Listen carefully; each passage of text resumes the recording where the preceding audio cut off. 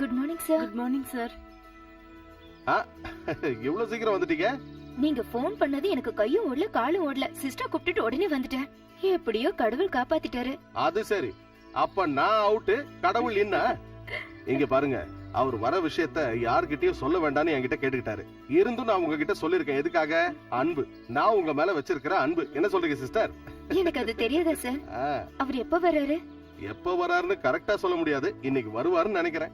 நேத்தே வந்திருக்க வேண்டியது. என் வீட்டுல இருக்கே ஒரு பெருசு, அவனால வந்தது.